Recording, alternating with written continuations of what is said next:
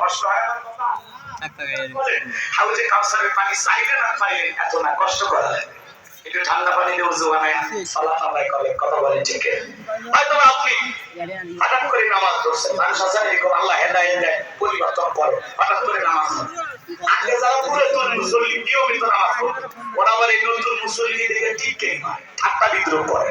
হ্যাঁ, উত্তর পাড়ার বাদশা দেখি মসজিদে পারে, হ্যাঁ আপনি সূর্য কোন দিক করছে, নামাজ ঠিক মতো পড়বে না, 2 দিন পরে আবার হারিয়ে যাবে।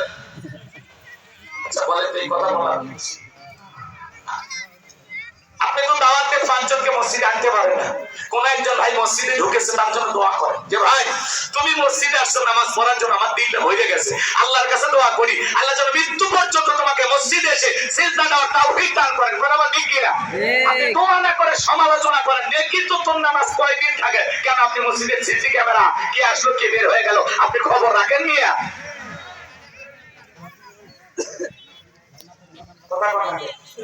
যুবক বয়সে একটু দাড়ি কাটছে, এটা নিয়ে মুরব্বী সমালোচনা। হ্যাঁ, এই বয়সে বুধের ভাত নিয়ে বউ পাবো, এটা মুরব্বীর ব্যবহার হতে পারে। বউ একটু বাইরে ঘুরতে গেছে, ভাবি আসসালামু আলাইকুম, সাথে চাচার খবর কি? বাড়ির দেশে বউ রাগ করে বলে তোমার সাথে বাইরে যাওয়া যায়, আমারে তাকে ভাবি আর তোমার তাকে চাচা খালি দাড়ি রাখার কারণে।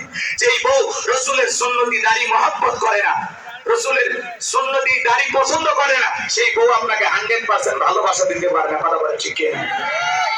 রসুলের সুন্নতের মহব্বতই ওর কলিজায় নাই, ও আমার আপনারে কি ভালোবাসবে? কথা কর। এই দাড়িওয়ালা পুরুষের কি যে কোন পাগলি বুঝবি কেমনে? কথা কয় না। দাড়ি হলো পুরুষের সৌন্দর্য, আমরা রসুলকে মহব্বত করে মুখে দাড়ি রাখছি। কথা কয় ঠিক কিনা? আমরা তো হিজড়া না যে ক্লিন শেভ করে করবো। আমি পুরুষ, আমার নবীর দাড়ি ছিল, পৃথিবীর সব পয়গম্বরের দাড়ি ছিল। কথা কয় ঠিক? দাড়ি দেখে বউ বলে সমালোচনা, বউ বলে ভাত দিয়ে পাড়া লাগ দিয়ে লাত্তি মারি বাড়ি থেকে বাইরে দিলে কি বাচ্চা কাচ্চা হয়েছে বুঝা বস করেন, বাড়িতে আপনি প্রধান বক্তা, আপনার বউ হলো আপনার